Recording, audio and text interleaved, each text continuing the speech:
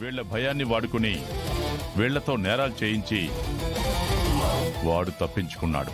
అవును సార్, ఎన్ని రోజులు మన కళ్ళు కప్పి మత్తు పదార్థాలు ఎలా సిటీలో డిస్ట్రిబ్యూట్ చేస్తున్నారో నాకు అర్థం కాలేదు. మనకే మాత్రం అనుమానం రాకుండా అమ్మాయిల్ని ట్రాప్ చేసి వాళ్లతో నేరాలు చేయిస్తున్నారు. వాళ్ళని త్వరగా పట్టుకోకపోతే యామిని లాంటి అమ్మాయిలు వాడి ట్రాప్లో పడతారు సార్. యామిని వాళ్ళు కాల్ చేసిన నెంబర్ని ట్రాప్ చేసావు రమ్య. సిమ్ 2 months ముందే కొన్నారు మ్యామ్, అది కూడా ఫేక్ ప్రూఫ్స్ తో. ఫోన్ కూడా స్విచ్ ఆఫ్ లో ఉంది. యామిని వాళ్ళ డీల్ క్లోజ్ అవ్వలేదని వాడికి తెలియడానికి ఎక్కువ టైం పట్టదు జేడి. వాడికి అనుమానం వచ్చిన నెక్స్ట్ మినిట్ వాళ్ళ ఫొటోస్ ని కూడా ఆన్లైన్ లో పెట్టేస్తాడు. దానికంటే ముందే మనం వాళ్ళని పట్టుకోవాలి సార్.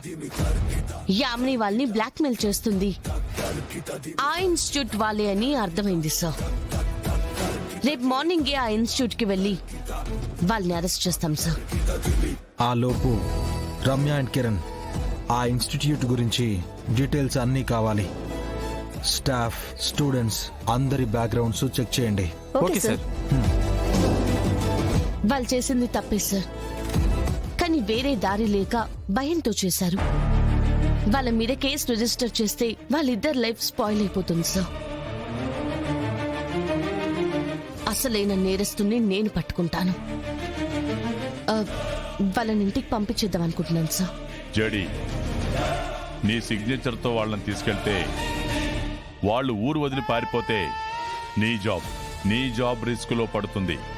పర్లేదు సార్, 100 మంది నేరస్తులు తప్పించుకున్నా ఒక్క నిరపరాధికి కూడా శిక్ష పడకూడదని డ్యూటీలో జాయిన్ అయిన రోజే మీరే నాకు చెప్పారు సార్.